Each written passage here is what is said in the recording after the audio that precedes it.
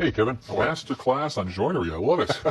Well, everybody knows a miter when they do around a window or a door casing.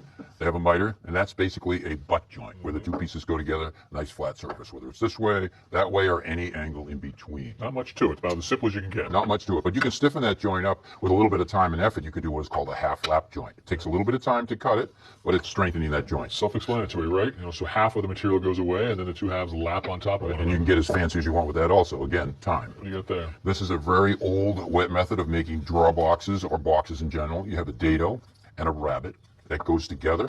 And when they would make a draw box, let's say on a piece of furniture 100 years old, they would take some nails and put some finish nails through that, and that's going to last for a long time. You can't pull that apart. As you get sort of more surfaces that you can glue and things intertwine with one another, you're picking up strength in those joints, right? Absolutely. The idea is as much glue surface as you can get, the better. End grain glue surface is not good. Side grain is better. Right. So here's a box joint, all right? You also see them in drawers and furniture and stuff like that. So think about these two pieces. If I took these two pieces and I glued this surface and I put them together, I have a butt joint. Yep. Okay, that's easily broken apart. Even with a couple of nails in it, I can take that apart.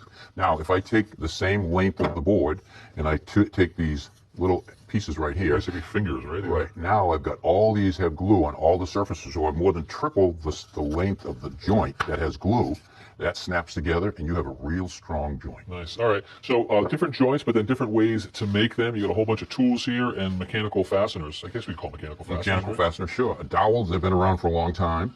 And you can do those just by eyeballing something or making a little template with a simple little drill. Right. The key to these is they really have to line up exactly. So it's time consuming, unless you have a machine like this that can drill 2 holes at once. Right. 2 bits, 2 holes. And actually set yourself in the hole so that you're consistent on both sides and all the way down. Exactly. Okay. Now everybody knows about one of these. This is a biscuit joiner. It looks like a biscuit. All different sizes, but when you cut the notch in the wood, and you put the biscuit in the hole along with glue, you increase the glue surface because you have the sides of the hole along with the end grain, which is going to give you a little bit of strength, but also the glue strength to the biscuit. And when the two wet surfaces come together with the wood, it basically swells the wood, swells the biscuit, and it really holds it in that joint strong. And a lot of people use these things to help them with alignment as well, because they're going to bring those faces together perfectly. And that's nothing but a saw blade. You push it out, it cuts the size of the biscuit slot that you need, Right. and you just line it up. Okay.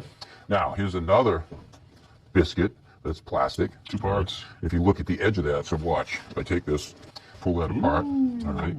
These actually go into a slot. Oh, yeah. And if you look at that slot, it's T-shaped at the top.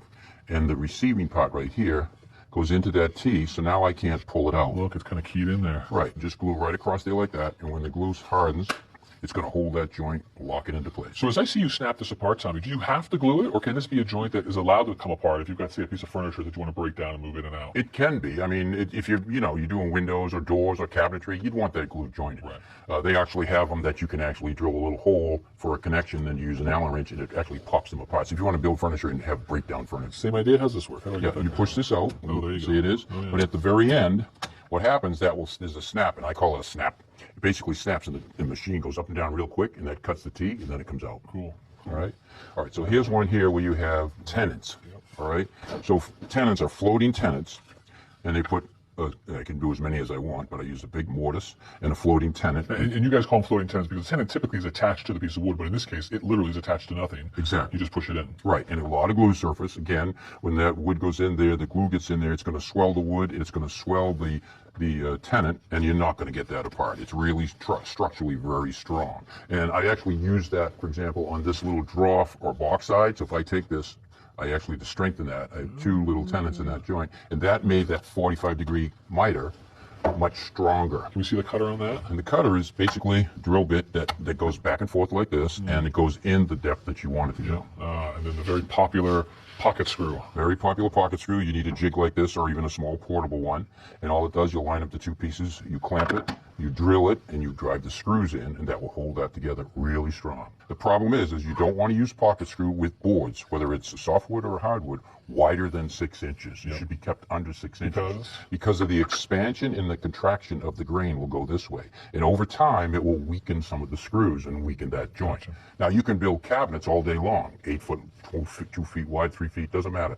That expansion and contraction doesn't affect the pocket screws. Cool. All right. Well, great information, Tommy. A masterclass indeed. Thank you. My pleasure.